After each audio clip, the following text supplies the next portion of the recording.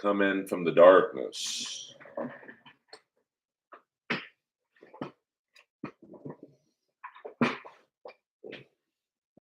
This is the real Saturday Night Live. It's good to be here. Of course, if I'm here, that means I didn't have a spot tonight, but that's okay. I'm happy.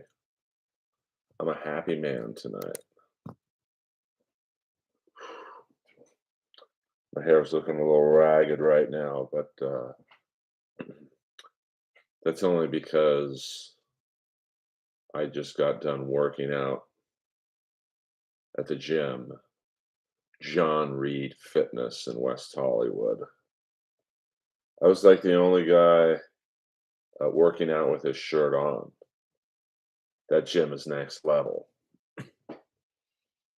Reminds me of the old Robert Schimmel joke that you got to work out at another gym before you can go to this gym. Um, the great Robert Schimmel. I really wish he were more known before he passed away, but sometimes that's the way it is. And he's not really even well known now, but his comedy albums, especially I think the first one, was really funny. And some of his jokes were kind of silly. Like one of my favorite jokes of his is he checked in at a hotel and he called the maitre d' and said, not the maitre d', but the bellhop, and said, "Hey, where can a guy get fucked around here?" And the bellman said, "Try the gift shop." Like, so stupid. Earl style. And he called the front desk for turn down service. And the girl said, "I'd never date you ever." Hello. And of course, he had I think he had a Hulk Hogan joke where he was like, "You think pro wrestling's fake and you want to make it real? Uh, have the loser of the match get fucked in the ass. That way, at least one guy's trying." I think that's pretty funny. He's definitely one of my later comedy influences because he had some jokes about going to the gym. And, I have either been a member or worked out at every gym in the Los Angeles anyway. And there's a lot of material in gym life, especially in Los Angeles, i.e., West Hollywood. I remember the first time I went to 24-hour fitness, which is ironically enough John Reed Fitness now, but back then it was 24-hour fitness, and even before that it was Sports Connection. And my gay friends would always call it sports infection. I'm like, what? And they were like, just go there and you'll find out. So I'm in the steam room one day, and I used to have really bad skin. You don't see too much scarring on my skin now. I mean, a little bit here, but I popped the zits, and it's not great for the skin. But back then, you never worry about being old. Um, so the steam room would always make my skin feel better. I would walk out of there feeling on the inside like I look like Brad Pitt on the outside. Total placebo effect. And I'm in there one day, and even back then, I knew, I would go in the steam room in sweatpants, shoes. I would never go into a steam room with no foot covering. And so I'm in there, and it's a pretty big steam room. It's very steamy in there, and to get it steamy in the steam room, all you have to do is put like a little thimble of water on the conductor, and it gets the steam going. I still don't really understand how, but it gets it going. So I'm in there for about 3 to 4 minutes, getting a good sweat on, It's great to shave right after the steam room, not in the steam room, but, you go outside, there's usually a vanity area, and, all of a sudden, this guy walks in.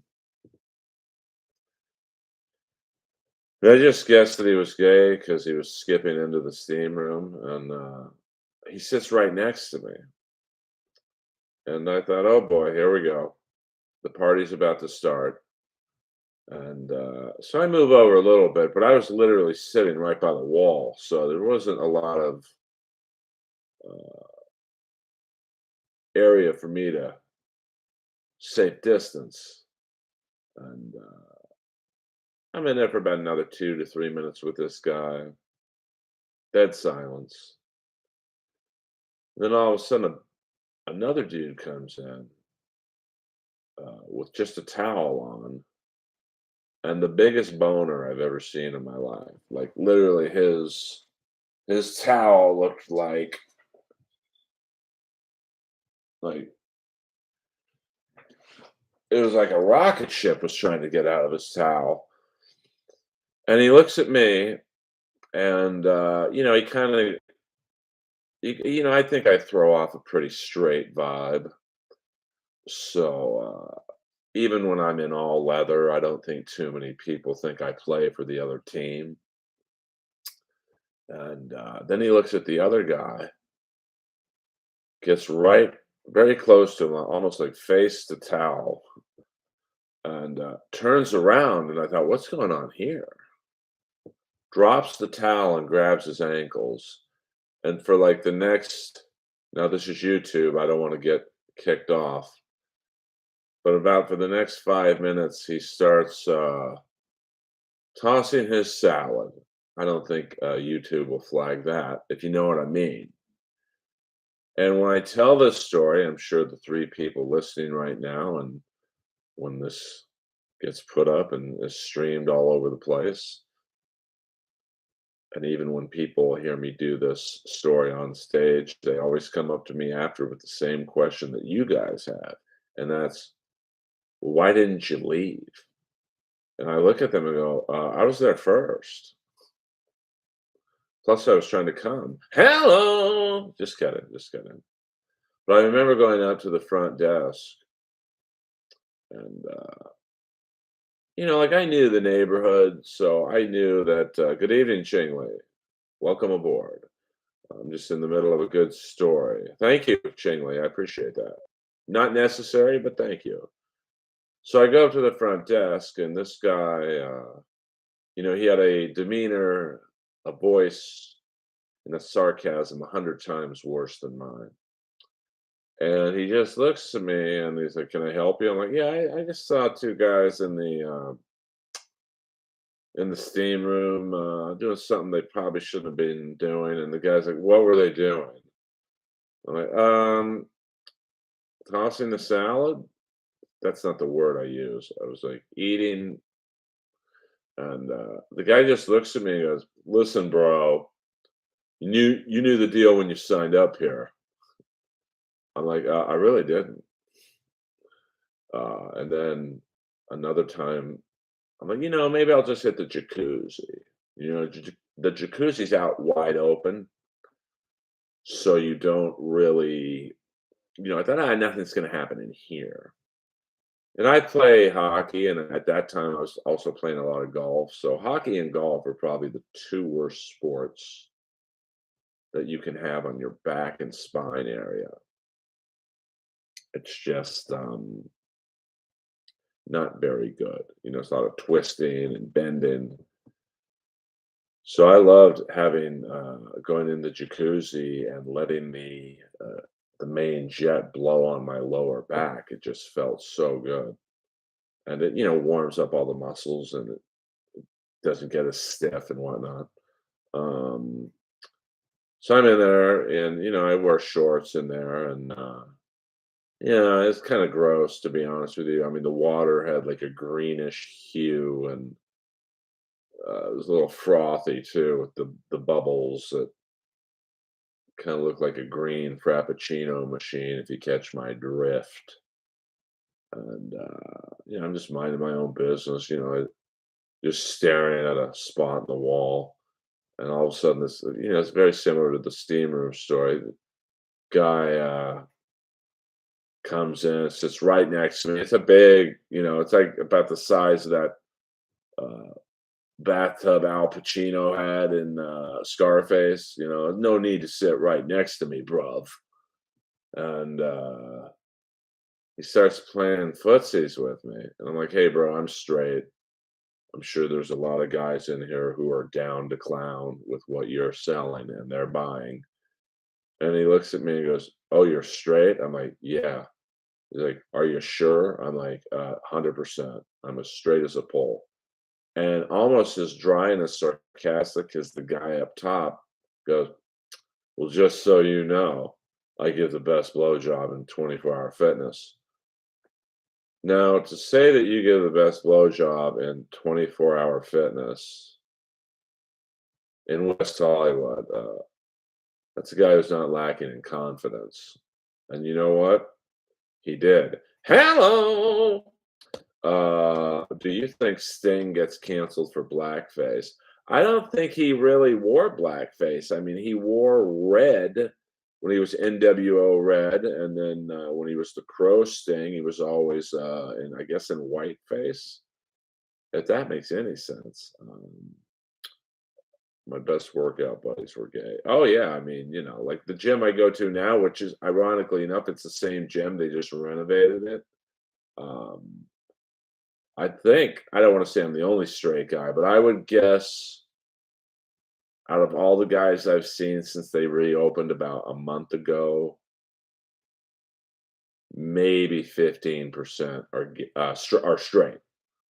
I mean, it's in the heart of West Hollywood, so I get it. Um, but I mean, they all look good. I mean, like to be honest with you, I mean, I have a great body for a 55-year-old man.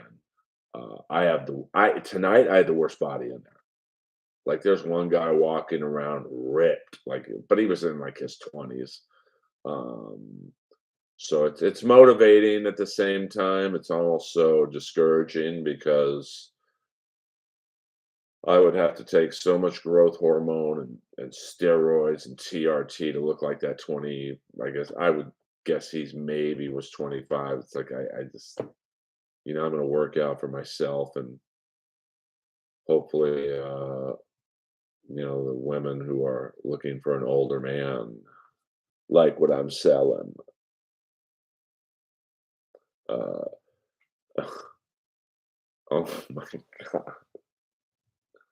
Damn, Peter, that is deep. I mean, the Elizabeth Croydon reference is a deep LA Comedy Store cut, but Dagmar, I mean, and I know you guys watching this chat, when Peter Brennan starts mentioning these names that mean nothing to you guys, you have to understand the Comedy Store. I first went to the Comedy Store maybe late '99, and it is that's a tough one. Boy, I'm gonna say Croydon because Dagmars were so droopy. It's hard to tell how big they were. Um, I'm surprised you haven't thrown in a great one reference, Peter Brennan. Uh, but there's so many characters at the Comedy Store, which makes the store what it is. Like if you go to the Improv or the Laugh Factory or the Ice House, it's a pretty straight-laced comedy club experience. But you go to the Comedy Store, you got Fast Eddie there, and let's just say when Fast Eddie is there, it's snowing wherever he's at. You got Boone Shakalaka, who most people think is deceased. He was a homeless guy who would shoplift from stores. He was like an OG smash and grabber, but a one-man army. He could steal more stuff than a 20-person smash and grab crew. Uh, Monkey balls. Oh, Jesus God. That's, wow, that is, that's we believe Boone is dead. We believe, unfortunately. But Boone, it's like on a Saturday night like tonight, he would have all his stolen music laid out on the Comedy Store patio, and at certain points, you could see him with his shoes off, picking his toes, and then going in the kitchen. And Sunset Jesus sometimes would go to Joe's Pizza, and I think he would buy pizza for all the comics. I mean, he was a strange dude, but he would buy like 7, 8 pizzas and bring them to the Comedy Store so that the hungry comics could eat. And you'd really want to get in there on the first box, because after that, Boone would open up all the boxes and like touch the food and then put it back if he didn't like it. I was like, bro, you've just been picking your toes on the patio for a half hour. Like, come on, man. Monkey Balls, he had one of my favorite stolen jokes that his grandfather died in a concentration camp. He fell out of a gun tower. Hello. He's always trying to sell me like dildo-shaped lighters. Just another, monkey bone. There's monkey bones, not monkey balls. Sorry, I'm a little slow to the touch right now. But the comedy, but that's what makes the Comedy Store the Comedy Store. Like knowing the Improv, like I do, it's a very corporate place, and the Laugh Factory is even worse. Like they don't even like comics at the Laugh Factory. I remember once I went to see my girlfriend at the time showcase, and I walk up and yeah, my girlfriend's showcasing. I'm a Comedy Store comic. They're like, great, $20.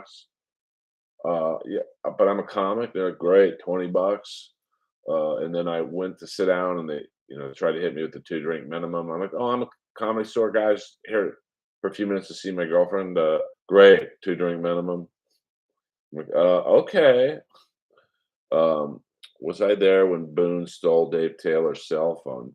I believe it wasn't his cell phone, Peter. It was his iPod. And I was there. The great Dave Taylor. Yes, Boone and Don were sometimes co-workers of sorts. Boone was a very hard guy to deal with at times because he was crazy. And a lot of people don't know this. Boone Shakalaka was my very first roast battle opponent. I think about literally 3 weeks into roast battle. Um, the show started when Josh Martin and Kenny Lyon wanted to get into a fist fight over something. I was in the room, but I don't remember what they were arguing about. And Moses said, "You guys can't hit each other. You get in trouble, get the show shut down. But you can slap each other, which is in the hood basically means battle or snap. It's either snap or slap." Um, and so they roast battle, and it was pretty funny. And then the next week, 2 other people were like, "Hey, we don't want to do stand up anymore. Can we battle or can we roast each other?" And then the next week, and then I think the fourth week, they didn't have anyone who wanted to battle, and no one wanted to do stand up. So Moses came and found me and said, "Do you want to battle Boone Shakalaka?" And I was like, "What?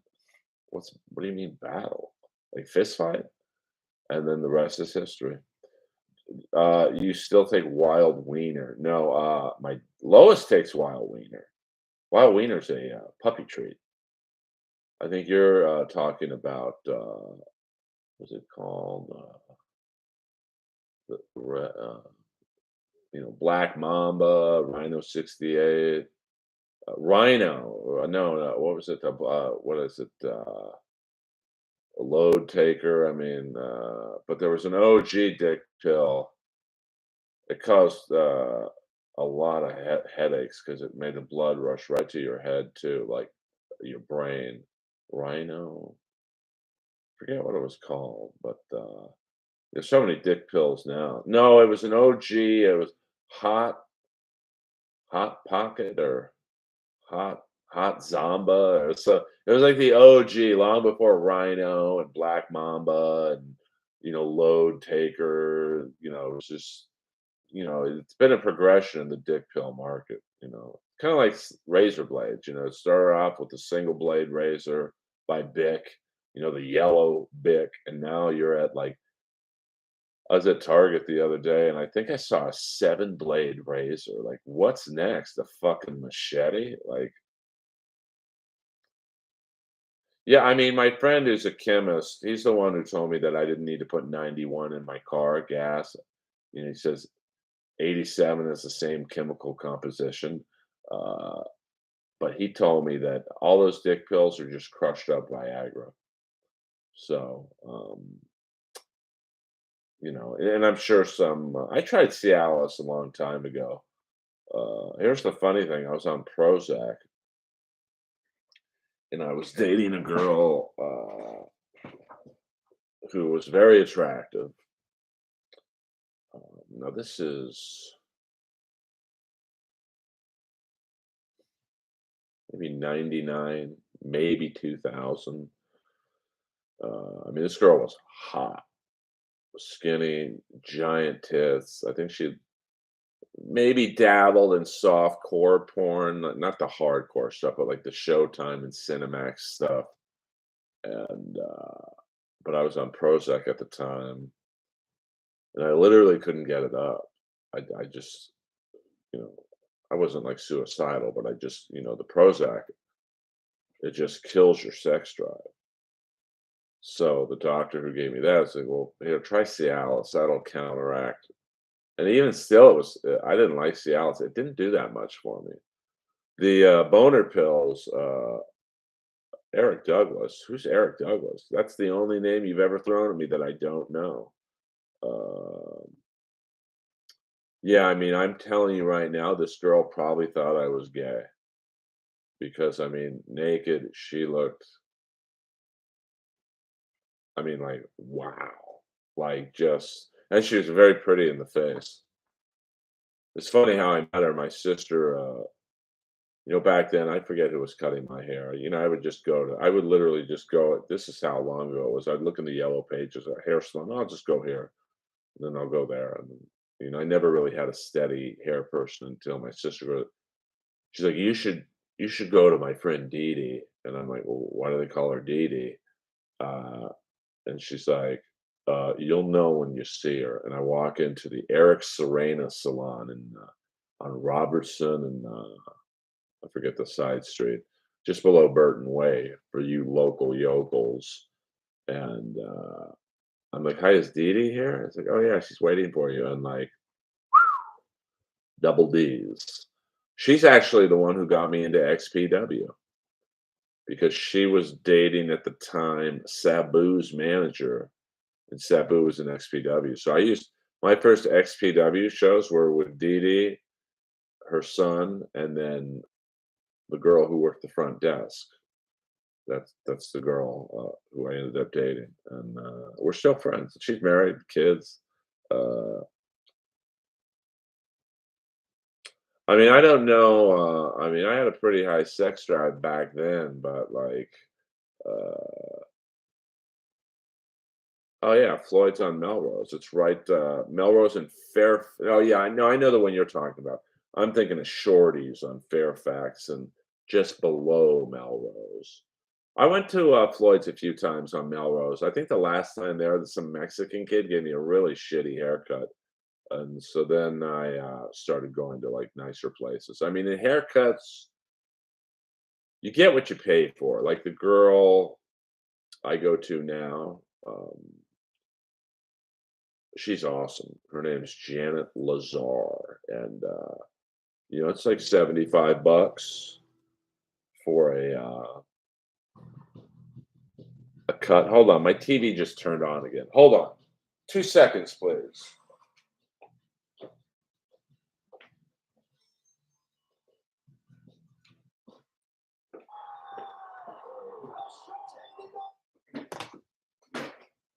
Uh, Let me see, Peter Brennan. Ask the old timers at the store about Eric Douglas.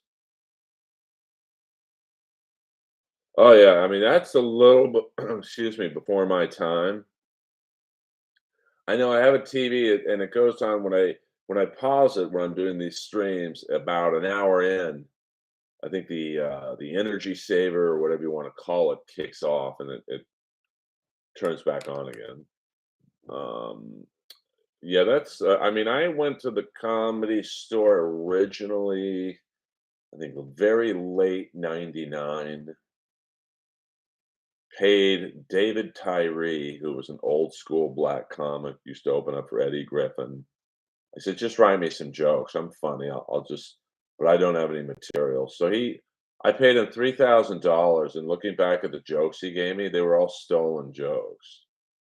I mean, some of them were pretty funny, but at the time I was so like naive in the comedy world. I didn't know. He didn't write any jokes. He literally opened up a joke book and wrote, you know,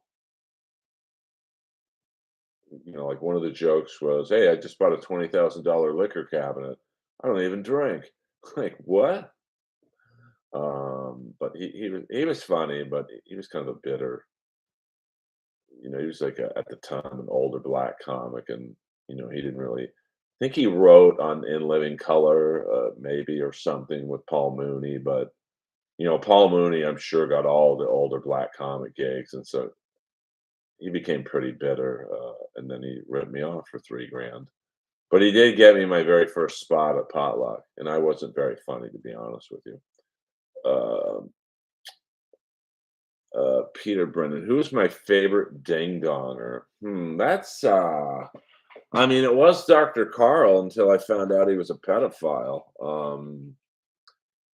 Man, there's a lot of pedophiles that come into my life. Favorites. I don't know. I mean, there's been some good ones. Trying to think who my favorites. I guess Tennessee, a tuxedo. You're giving to me for that kind of money. Oh, okay. Yeah, I mean, I did potluck in 2000, maybe late '99, maybe, and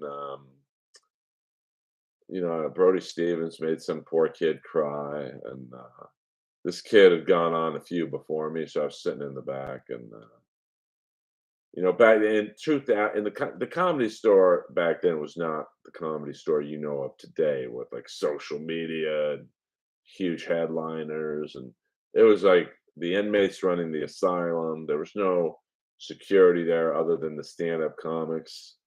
I mean, can you imagine a fight breaking out and you look over at Johnny Sanchez and tell him, "Hey, break it up"? That's for Peter Brennan, old school reference there. And so this kid bombed pretty badly, and Brody, he finished his time, and Brody's like, "Hey, where are you going, kid? I want to ask you something." And the kid, like, he knew he had bombed, even by that low standard back then. And the kid's like, "La Jolla." And Brody was like, "Well, that drive just got a lot longer." And I'm like, "Oh man, this place ain't for me."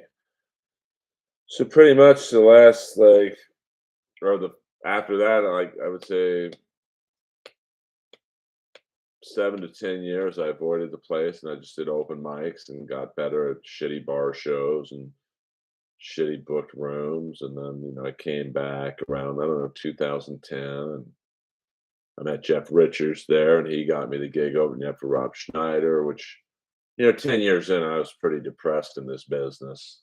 Like, not a lot of success, to be frank.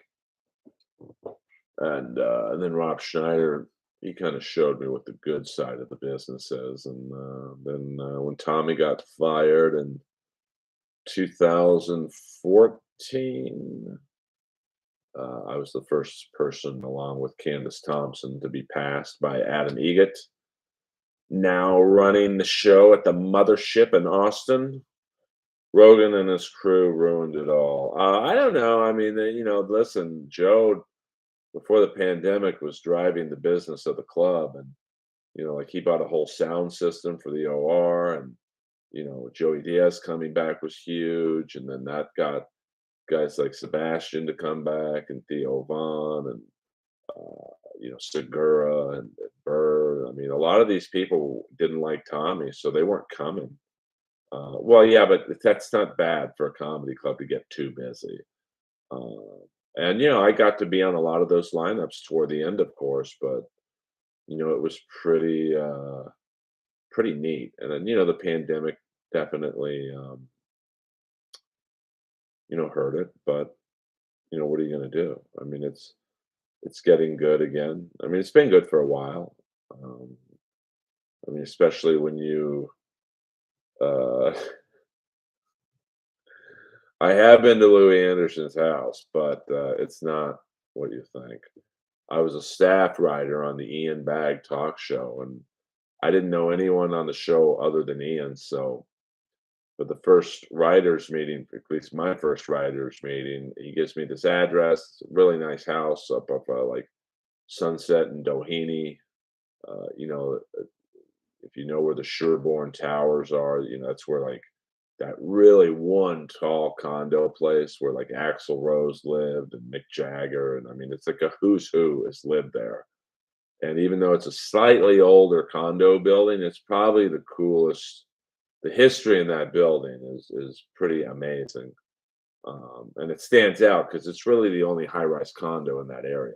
I think it's gotta be, like, 25 stories or something, um, and so Louis lived around there. I think maybe a couple blocks west and north into the hills. So I go there, and all the writers are there, and they're all comics that I mostly knew. And, all of a sudden, out of the corner of my eye, I see some dude in the kitchen, just his underwear and a white T-shirt. Like, it was just the weirdest visual to be in like a serious pitch meeting about monologue jokes and all that stuff, and then you see like a guy about 350 pounds just in his underwear. And I turn over and it's like, oh fuck, that's Louis Anderson. And then when we were all leaving, Louis like, "What's your name?" I'm like, "Oh, Earl Skakel." I said, "Oh yeah, your aunt is Ethel. Your uncle's JFK, so you can probably say you have the second best headshot in your family." I'm like, "What?" And then he's like goes into his bedroom and we're talking, and all of a sudden, I don't know, it's just small talk. How long have you been doing comedy? And I was not his type. I was way too old, and I mean, I was probably 35 at the time, so definitely he wasn't trying to get it in. And all of a sudden, he just gets up. He's like, "Goodbye, Errol. I have to take a shit." And he closed the door to the bathroom. And I was just kind of looking around his room just to see how someone of that stature in the business lives. And I heard a shit that sounded like Chris Christopherson's truck and convoy started up in that room. Did you ever meet Joe Dosh? Now Fifi? Yes, I did a roast battle with. I know it's bad juju to say their dead name, but I did a roast battle with them before they were Fifi. So I didn't see a lot of things Louis was in. I think my favorite memory of Louis was I remember I was talking to Mark Maron at the back door, where the hallway is leading to the OR in the main room. And Louis Anderson pulls up, and he gets out of his car, and Mark Maron, in a pretty loud voice, goes, "Great, the ghost of comedy passes here." Like they definitely had an issue, so I thought that was, I was like, oh, that was like my first really foray into even legendary comics have beefs with each other. I mean, before I'd always, two open micers don't like each other because they fuck the same girl or whatever. But like, to have Mark Maron say that in front of Louis Anderson, like basically to his face, it was like, oh, I don't think Louis heard him, but do I remember Kenny Lyon? He started roast battle. I mean, I got fucked on the show. He got fucked even worse. Like literally, if he doesn't challenge Josh Martin to a fight, roast battle never happens. Roast battle was just a shitty open mic on Tuesday nights at the Comedy Store. And 11 years later, I don't want to say it's as popular as ever, but it's still pretty popular. Like, the main events now are horrible. You've got, like, a door guy against some comic that doesn't have 2 minutes of material, so, gone are the days of, like, me battling Tiana or me battling Jimmy Carr or Pat Barker battling, I don't know, Leah Kajanian, it's just it's I mean, I don't know who still goes to the show. There's no Coach T anymore. He was by far the, smartest guy, um, or the funniest guy in the show, Coach T. I mean, when it got to Comedy Central, I was on season 1, so I'm happy it got there because that was my first time on TV, but as you guys know, it was a horrible experience for me, and, you know, I mean, the show got bigger, but it didn't get better, because I remember, like, it was fun, I'm not gonna lie, in Montreal, it was like when I walked out for my first battle was against Jesse Joyce in the Belly Room, but, my first battle in Montreal was against Tom Ballard, and I can remember, like, the Comedy Central did do a good job with the stage because the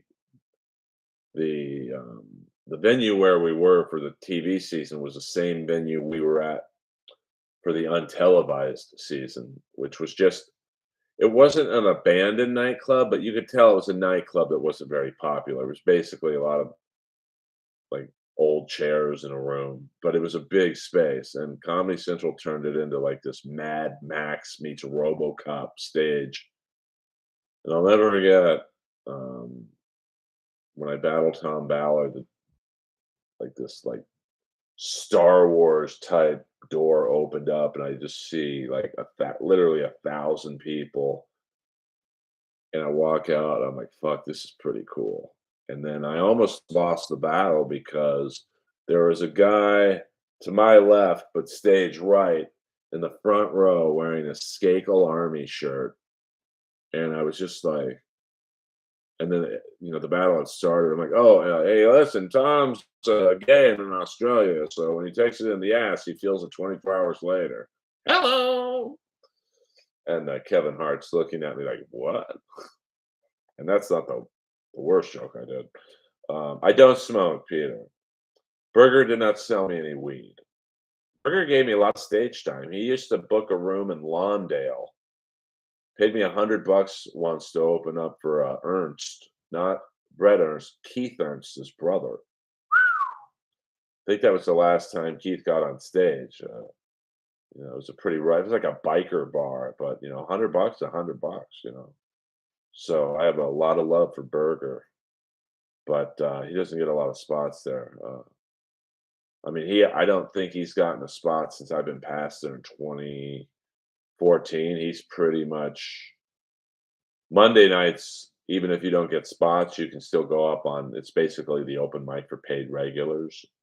So, guys like him and Yorsey can go up, Justin Wade, but they don't get spots during the week. So, even though there's some weeks I only get like one spot, I'm still very lucky because there are a lot of people who don't get any spots. So it's I it could be worse, could be better, but take what you get at the Comedy Store. I believe it's still the number one club in the country. I mean, there's people who would say the mothership is now, but like you still have to come to the Comedy Store in Hollywood to make it. You know, I mean, I think the mothership you can definitely make a lot of money there. Joe pays well, no doubt about that. But the Comedy Store pays pretty good. I mean, the main room set is easily a couple $100. So, and I think they bumped up the OR sets to 50 from 20. So, like, I got no complaints about Comedy Store and their pay system. But apparently, the money is buck wild in Austin. Like, I know a couple guys who were door guys out here, having to have like 5 roommates, and now they make 100 grand each because I think there's so many shows and they all sell out. There are bars, or Mothership, there are Vulcan Gas Company, Creek and Cave, Cap City. So but I don't think anyone's gonna make it out of Austin unless you get on Rogan's podcast.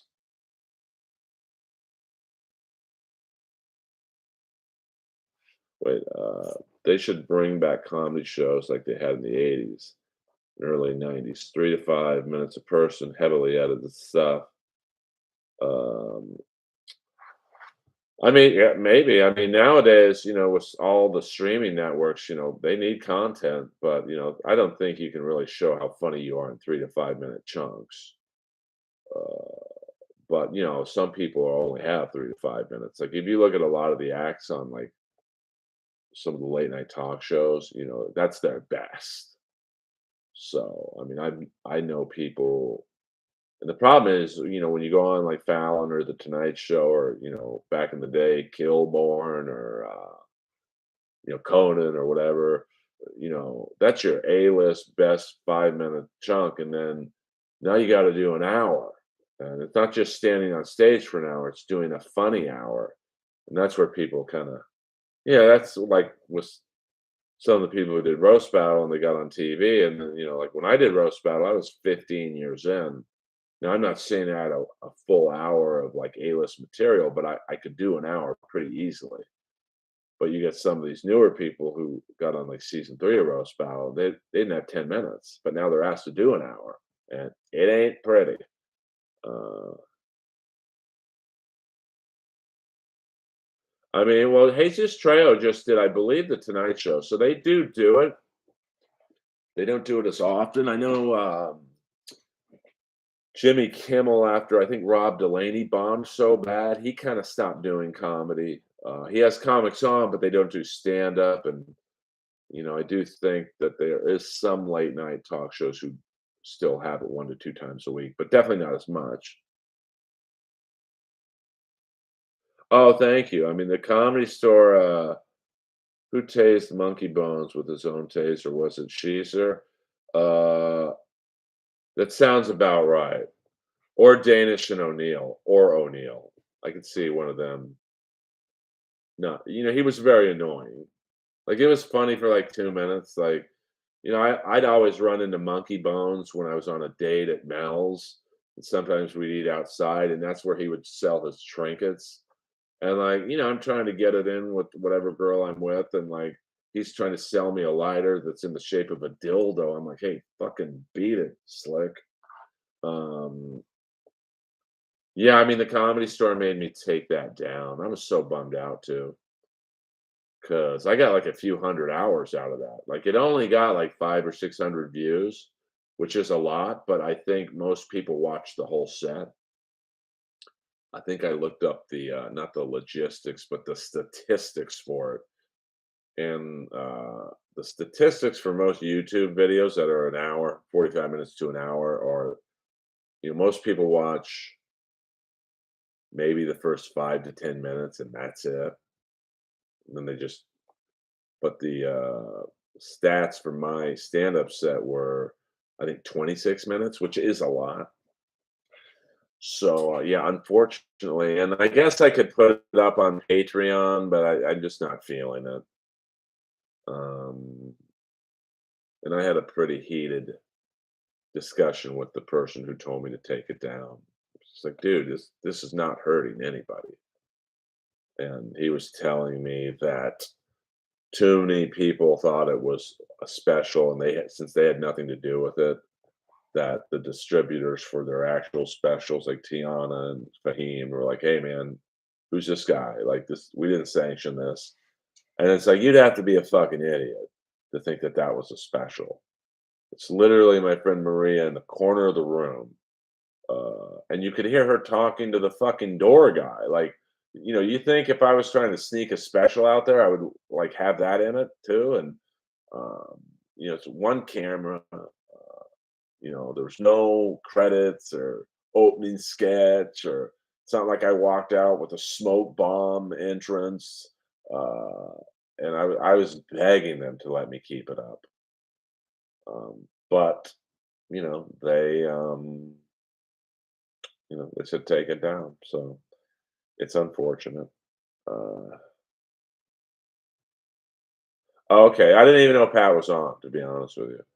Thoughts on Artie Lang. I mean, I never, I like Jackie, because Jackie, you could tell, like, was somewhat friendly with Howard. I mean, they were friends at one point. I mean, they started together. They helped grow that show until when Jackie left.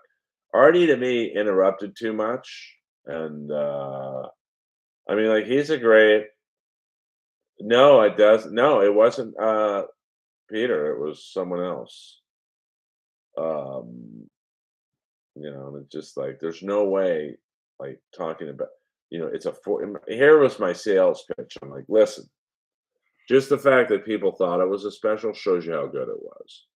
Um, and I'm not going to say I'm killing. Every comic says that they're full of shit, but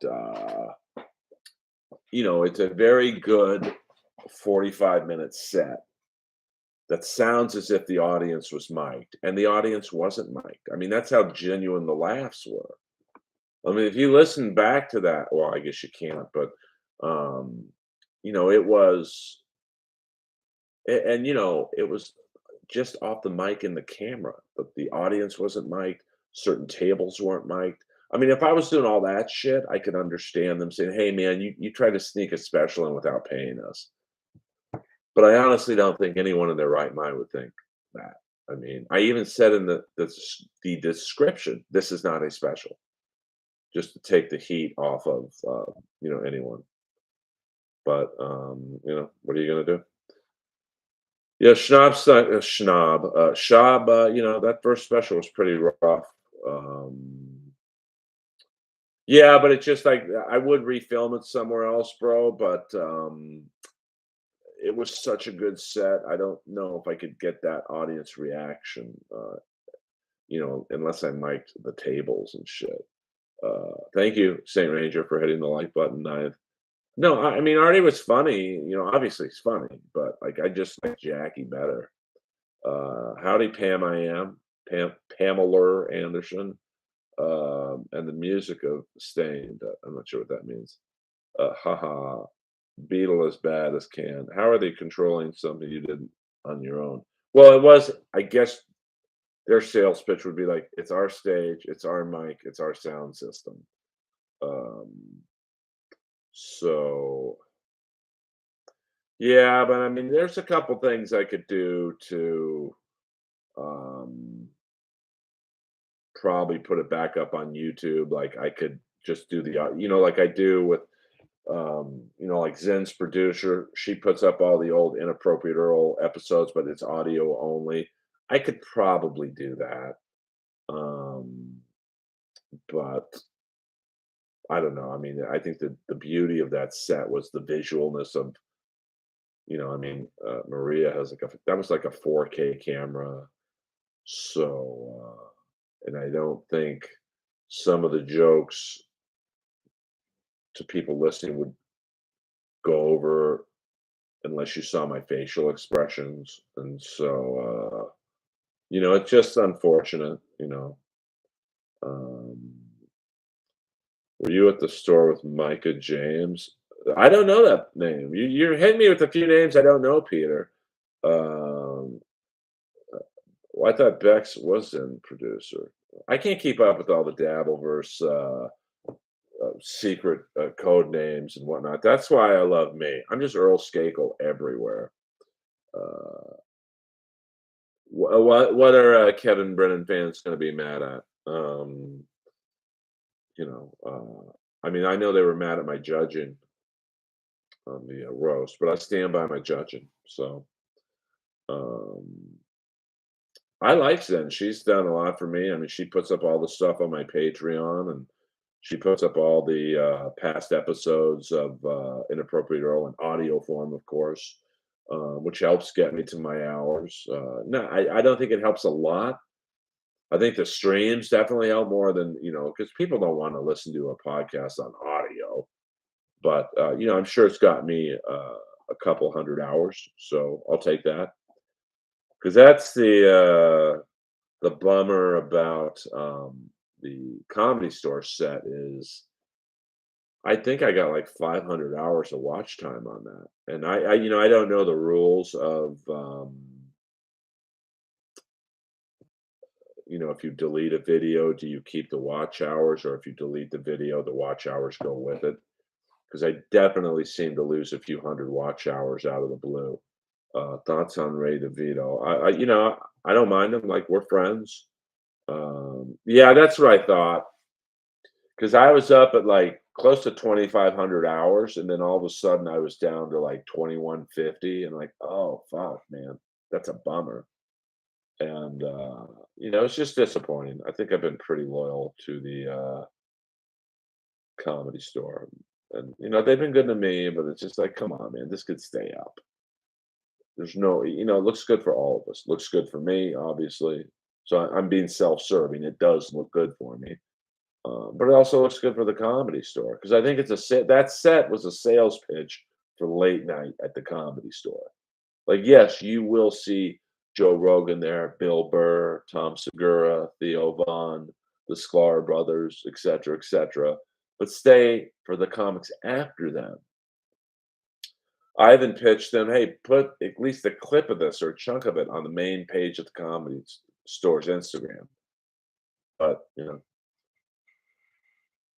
Jimmy Pitts. Now we're getting, back to names I know. I haven't talked to Jimmy Pitts in a while. Jimmy Walker, I think he is still doing comedy. Were you friendly with RWA, Robert William Eppervaya? Not really, but, I would throw shit at him when he was doing stand-up. Me and Ryan O'Neal, when Robert William Eppervaya was doing stand-up, we would go in the bathroom. It's kinda nasty now that I think about it, and we'd, dunk all the paper towels in water so they'd, like, get, like, big softballs, and we'd throw it at them, and then we would throw the laminated menus at them. But then I stopped doing that one time when Sunset Jesus was in the front row, and just for laughs, he threw a menu at us, and it hit me right in the corner of the eye. That shit hurt. Howard Stern wrote Fitz Dogs forward. Oh, I mean, yeah, it sounds possible. I mean, it means a lot. I mean, I think Kevin Brennan said I was funny once. I'm like, okay, that means a lot to me because I think he's funny. Oh, Kevin talked badly about Greg Fitzdog tonight. Oh, I mean, yeah, I mean, that's Kevin though. Like, Kevin talked bad about me about a couple months ago. Um,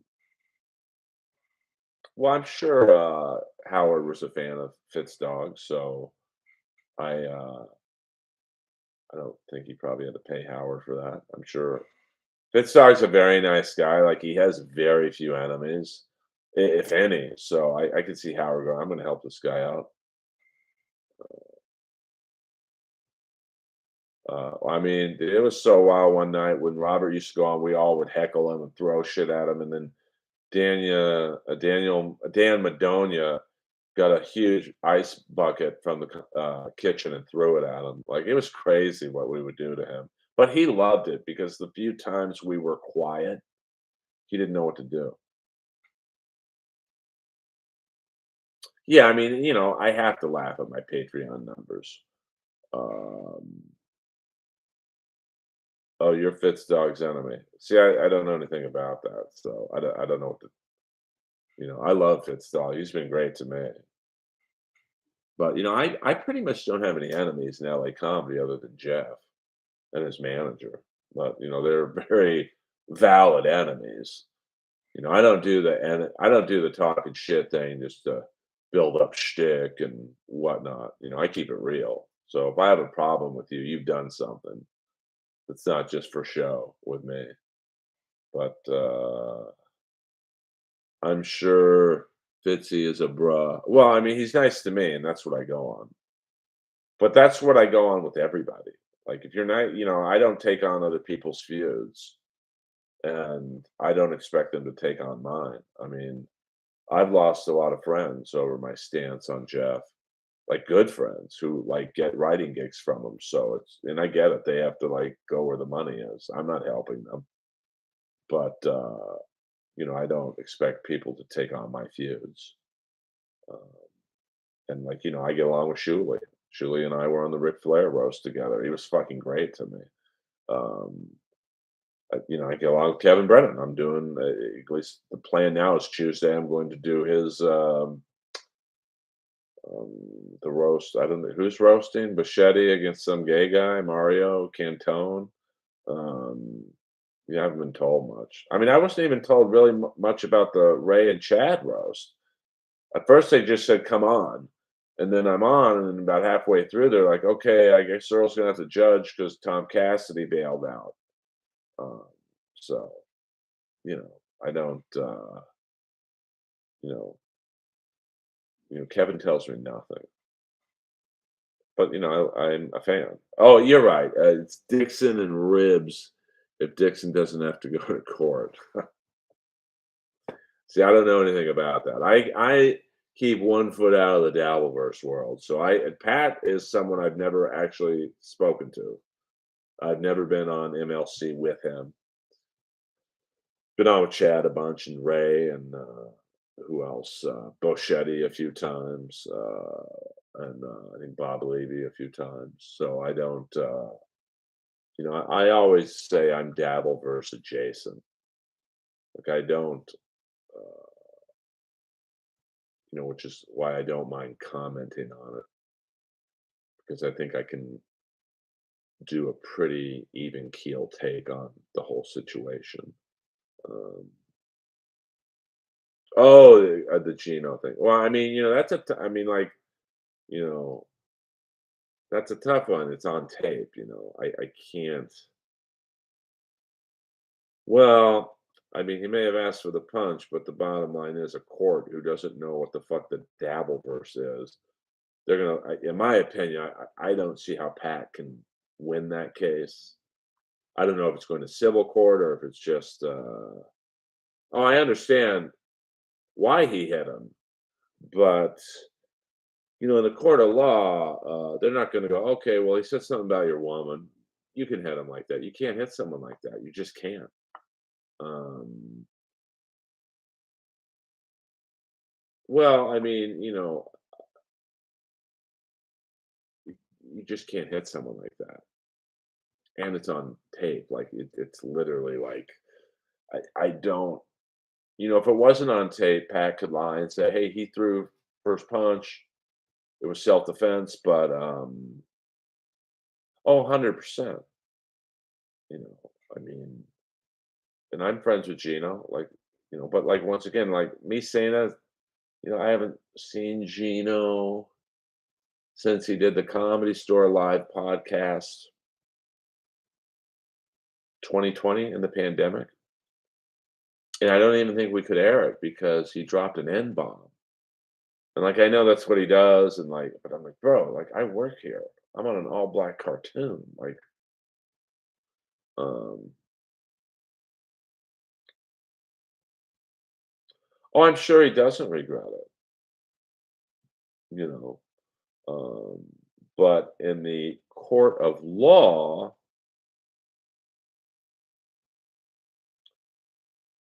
you just can't do something like that. You can't do anything these days without it being on tape. Um, no, I mean, I don't really like talking about the Dabbleverse stuff in here, but I will answer any questions about it. We're talking about Pat Dixon, I guess. Would you travel 3 hours one way for a $75 gig? No, I would not. I just turned down a gig in San Diego. It was a roast gig for $200. This is why I don't do the road. Like, I'm not a big name, so like I'm not going to get big money. So I had this club reach out to me. Hey, we saw you on the Shane Doan roast battle. We're doing a roast of some local Coop, the news guy, the black guy who was on the George Laurent or the Shane Doan roast. He's retiring or something. He really liked you. Could you do it for $200 in a hotel? And like, for me to drive to San Diego, I have a Jeep, the fully loaded version. So it sucks up gas. It's probably $75 to $100 each way. So that's literally maybe give or take $10 my gas money.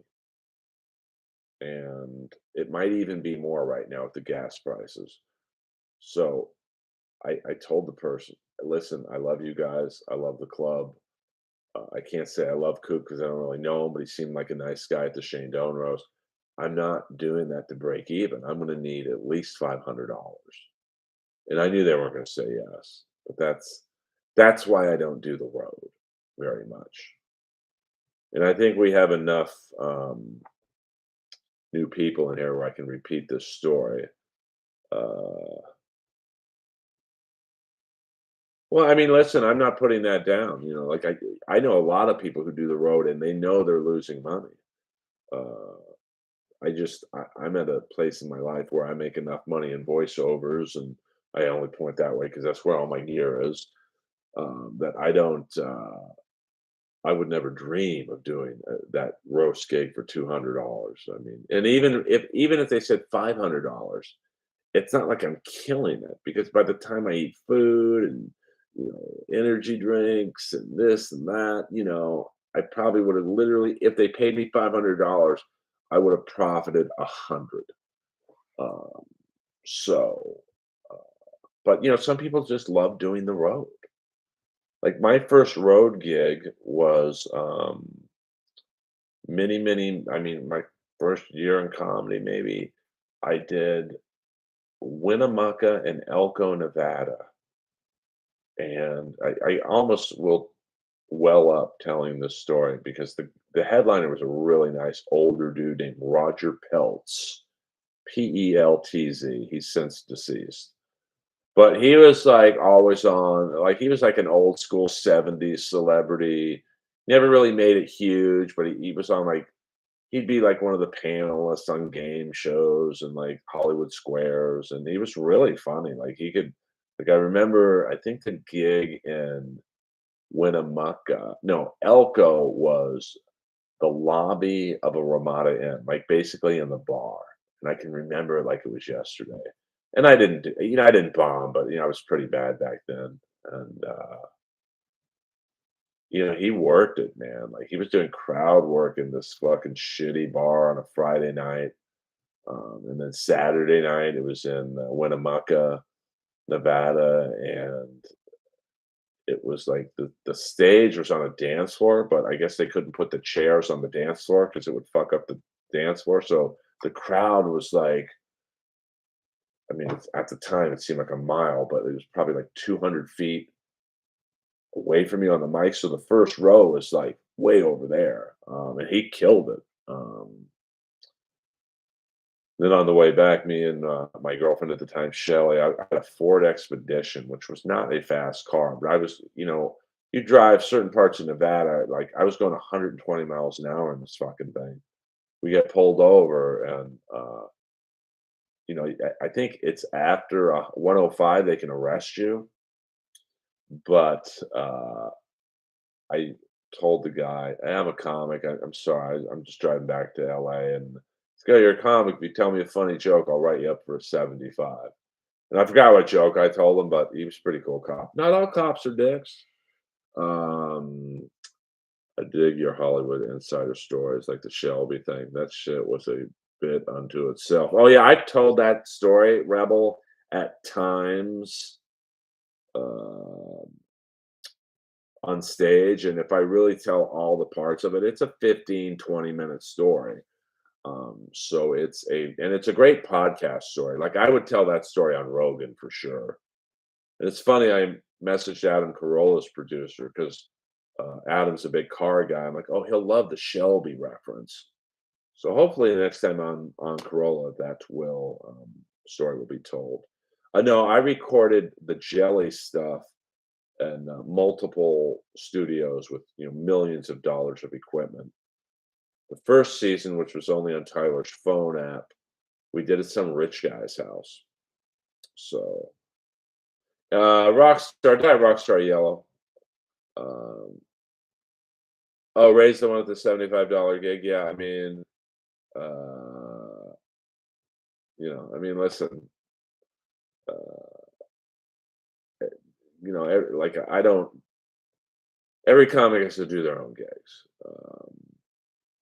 So what, but have you ever had Shelby chili? No, I have not. I didn't even know it existed. I had a lot of fun times on the Corolla episode. I mean, it took me a couple minutes, probably about 20 minutes to get his rhythm because I didn't want to interrupt him because it's my first time. So I was a little quiet at times.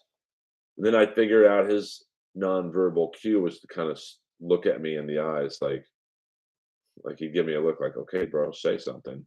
And then once I picked up on that, I had a lot of fun. But this is, and I think we have enough new people in here. I could repeat this story. Because I get asked, "Why don't you do the road more? Hey, you ever doing this gig? Are you ever doing that gig?" I got asked a few months ago, maybe 3 or 4 months ago, to play a comedy club in Florida, and it's in a shit kicker part of town, so all the shows are sold out because the comedy club is like the nightclub there. So they're not even necessarily there for the comedy, which always sucks. And they drink at this place. And I'll never forget the one time I played it, many, many years ago with Schneider. Like they had like this gigantic bucket, and they put like a big bottle of booze in the middle, and then beers all around it. So the crowd's fucked up.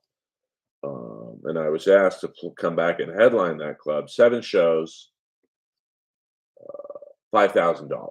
Now that sounds like a lot of money, right? 1,000 of that was for the air travel. So basically $4,000 for performing, and then 1,000 for the air travel. Coach, obviously. And well, I don't want to blow up the club, but no, it was not Tampa. Um, and then so if you break that down in terms of hourly, in LA, I'd fly out of LAX. You got to get there 2 hours early. So, depending on what time of day it is, it takes a half hour minimum to get there, plus the 2 hours you're there. So you're there for 2.5 hours.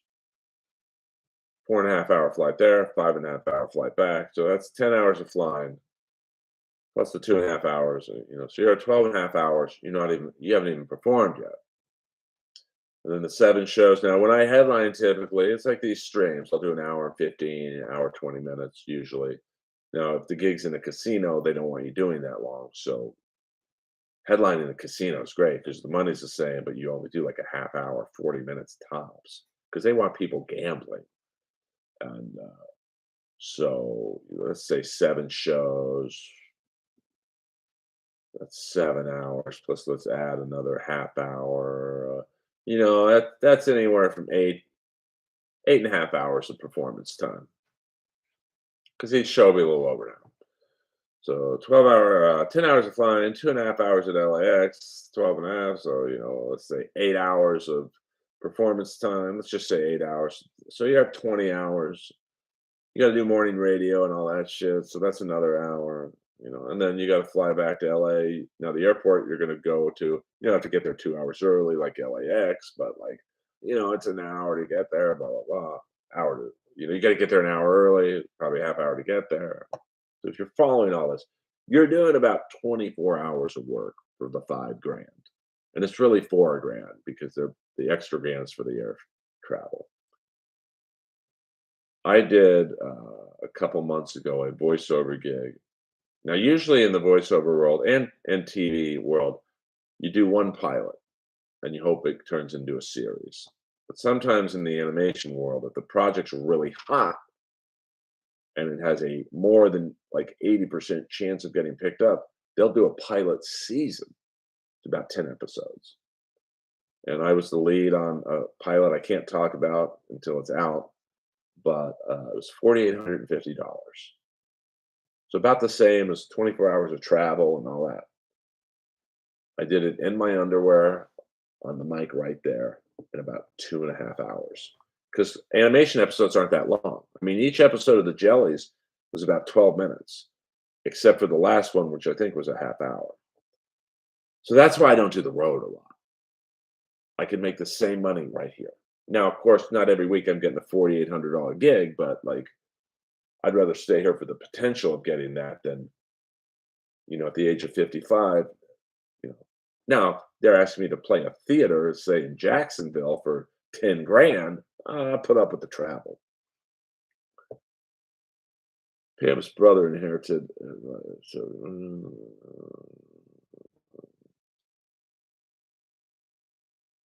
I mean, well, I have to give my Jeep up in about 3 months, and I have looked at ironically enough, a Cobra Mustang, but it's too much money. The insurance is crazy. I live in the most expensive part of the city in terms of insurance, so, uh,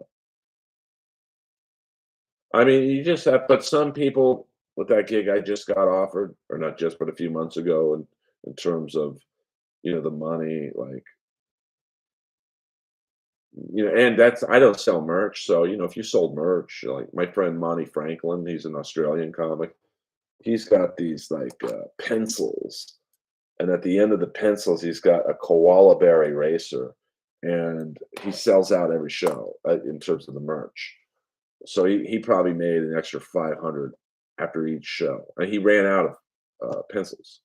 So, if you're doing stuff like that, you could maybe sales pitch me, but I don't have merch, so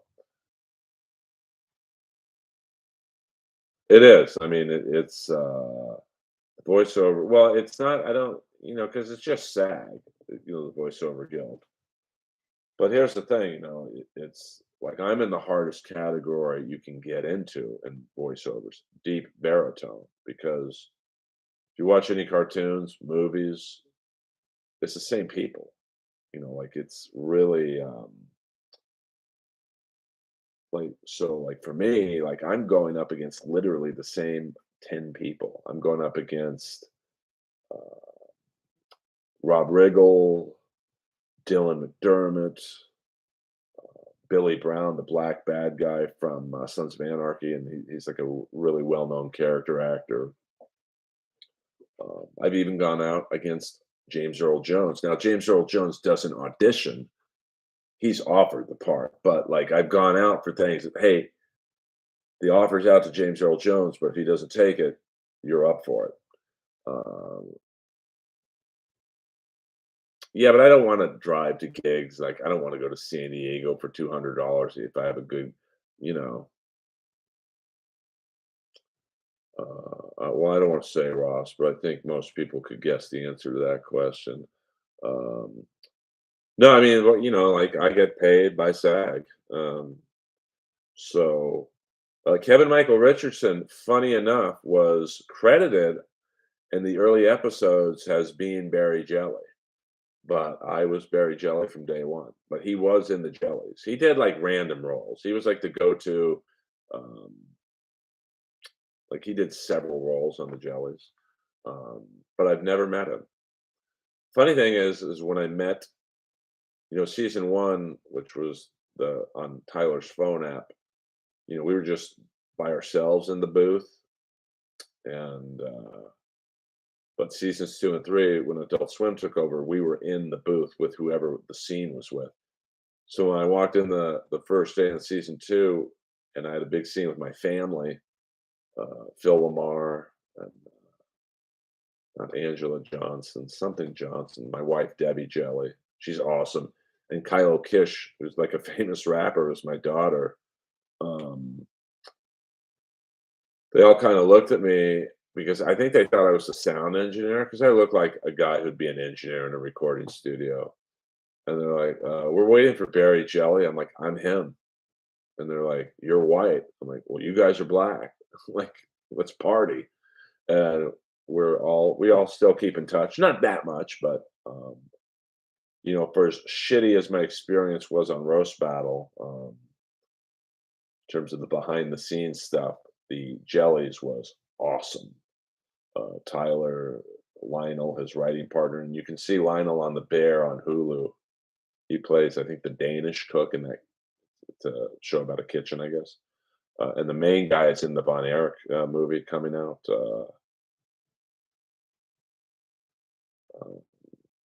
I mean, everyone's different. When you're talking about the greatest of all time in sports, I mean, some people would say Kareem, who was the all-time leading scorer for a long time. Some people would say Magic. Some people would say Kobe. Obviously Jordan gets a shitload of uh, merit in that discussion. A few people would probably say Larry Bird. So, like, and I had this conversation today about hockey, and it was Wayne Gretzky is the greatest player of all time, and I said, well, that may or may not be true, but if I'm starting a team, I want Mark Messier instead because Mark Messier wouldn't score as much, but he was much more intimidating. He literally early and young Mark Messier, he would cross check you in the face with no hesitation, and then score.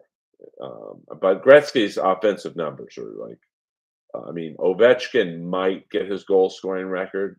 He's gonna have to step on the gas a little bit, but people don't realize that, you know, Gretzky, if you took away all his goals and just counted his assist, he'd still be the all-time scorer. Like you take away his 844 goals or whatever it was, you take them all away and just counted his assist, he'd still be the all-time leading goal scorer. So that's just mind blowing to me. Um, so who's the greatest player? I mean, some people say, well, you put Mario Lemieux in some of those Edmonton teams, he's the greatest player, which is kind of true. You do have to, I think, it's so subjective because, Mario Lemieux, his probably first 3 years with the Penguins, uh, they were pretty shitty teams. Like Gretzky walked into the league with Messier, Curry, Coffey, Glenn Anderson. Before Bob Probert, Dave Semenko was definitely the most intimidating enforcer. Um, Grant Fuhrer, Andy Moog, like Mario Lemieux walked into Pittsburgh with like fucking Warren Young and Gary Rissling. Who has the most saves in hockey all time? I don't know. I mean, it had to be someone who played a fair amount of time. Maybe Gump Worsley. Gretzky, I don't know, to be honest with you. I mean, him and Yari Curry were pretty long-time line mates. Uh, Stacked team like the Yankees. Yeah, I mean, I think there's two teams since I've been alive that stand out as like stacked teams. Um, I would say it was Yari Curry, Dave. It was the 70s Pittsburgh Steelers. They had 9 Hall of Famers out of the 22 starters. That's never been matched before. I don't think I can name them all, but I'll try. You had Stallworth, Swan, Bradshaw, Harris, Mike Webster. Now that's just on offense. Imagine 5 out of your 11 starters on offense are all Hall of Famers. And then on defense, you had Mel Blount, Joe Green, L.C. Greenwood, Jack Ham, Jack Lambert, and I think Donnie Shell. No, that's 10. So maybe not Donnie Shell. So yeah, 9. I mean, that's insane. Imagine if there was a salary cap. And then if you look at the Edmonton Oilers of the 80s, you had Wayne Gretzky, arguably the greatest player of all time, definitely the greatest offensive player. You had Mark Messier, maybe the greatest team leader of all time, and not shabby offensively. You had Yari Curry, one of the great right wingers of all time. Glenn Anderson never gets talked about, but I don't know if I'd say he's one of the best left wingers of all time, but like he's pretty special. You had Paul Coffey, arguably, Bobby Orr, and then I think Paul Coffey is the second best offensive defenseman. And someone may maybe say he surpassed Orr, but Orr had bad knees, so I'll say he's the second best offensive defenseman of all time. And then you had Grant Fuhrer, arguably uh, the greatest money goaltender of all time. I mean, he had to be a really good goalie because those Oiler teams were not good defensively. And then Andy Moog, I'm not going to say he was the greatest backup goaltender ever, but he was pretty good. So, so when you compare that to, say, Mario Lemieux, who, he didn't get good till, Jaromir Jagr, Kevin Stevens, and, Paul Coffey came to Pittsburgh. So, a lot of it is the team you're on. Like, Terry Bradshaw was a great quarterback in Pittsburgh because he got to literally grow in with that team. But if you put him on, I don't know, a shitty team, I don't know who was shitty back then. I think the New England Patriots were pretty bad back then. If you put Terry Bradshaw on the Patriots, does he win 4 Super Bowls? If you put Tom Brady on the Arizona Cardinals, does he win 6 Super Bowls? Probably not. So I think a lot of it, when you talk about individual players, it has to do with the teams they were on. Um,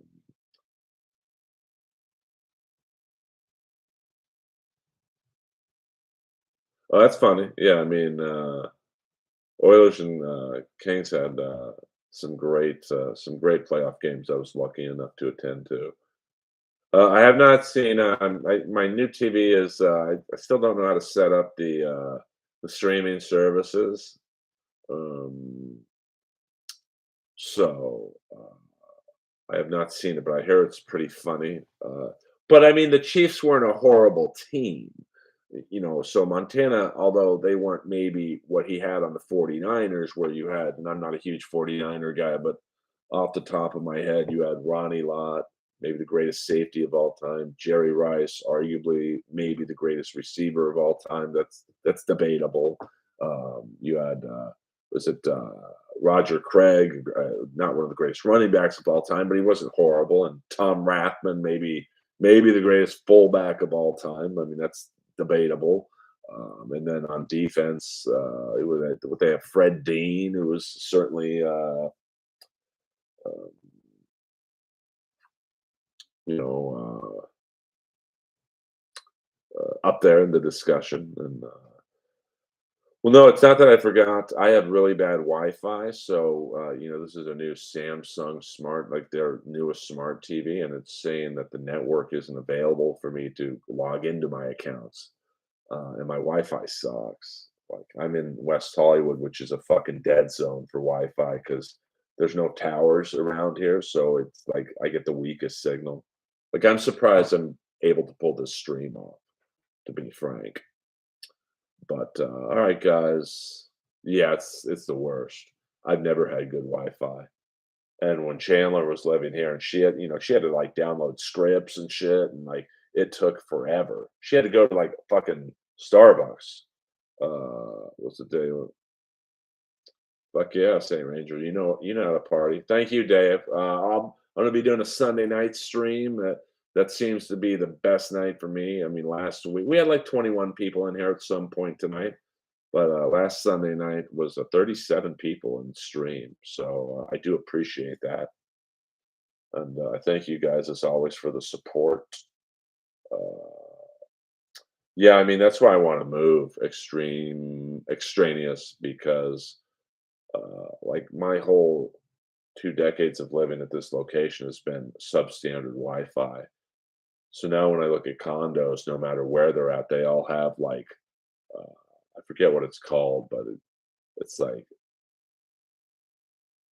um, fuck, what's it called? It's like some super duper Wi-Fi, you know, super duper fiber optic cable, and it's like because the guy came over one night, the who am I with? AT&T, and he's like, "Oh, let me check your internet," and he's like, "Dude, you're at the fastest speed we can give you." So I went to my one friend's house who lives in the valley, and he's got like the super duper. Yeah, it's like fiber optic, like super duper fiber he has, and it's literally 5 times faster than my um, internet that I have. Like I know it's a little not pixelated, but it's a little grainy right now for me. So I can imagine it's grainy for you guys, but I can only imagine when my internet is 5 times more than this. Like, I could watch something on the TV, I could watch something on my iPad. Um, by the way, there's a picture of I can do that. Yaramir. Oh, there's my microphone I use. Here's the big microphone I use right here. It's a Neumann T103 underneath this big ball. And there's a Yaramir Yager autographed right there. And when I played hockey and wore a Jofa helmet, my nickname was Baby Yager. And then there is a framed picture of Mark St. John, the guitar player from Kiss for one album, in an amp ad. So, yeah, I mean, it's a Neumann mic, but because I have hardwood floors, the mic is almost too good for the room, because it literally picks up anything. Because it was like a $1,200 mic. So the weird thing is to do sometimes when I have to do a voiceover gig, I use this mic, which is I think it was like a $95 mic, but it's not high end, so it doesn't pick up the echo from the floors. But I don't want to bore you guys. The fact that we're getting into the mics I use for my voiceovers, that's a sign. It is time to end the stream because I got to have something to talk about for tomorrow night. Sunday night will be the flagship night of my streams. And I'm still trying to figure out other days, other nights. I did a stream the other night at like 3 in the morning. It was like 8 people in there at the height, so not great. Sunday night was the best, 37. And I would say on average, the numbers are about 25 people at its peak. So I appreciate it. Like I'm trying to fuck with the algorithm and see what time tomorrow. I'm gonna say probably 7 p.m. my time, so 10 p.m. East Coast time, which I know is people are getting ready for work and sleepy time. So I might go on at 6 p.m. my time, but I'm gonna see what's going on in the world. If there's any wacky stories and take it from there. But Earl Skakel, leaving you to catch a few hours of sleep, take a shower after the gym. I stank. I stanky. But thank you guys for listening. I'll see you tomorrow night.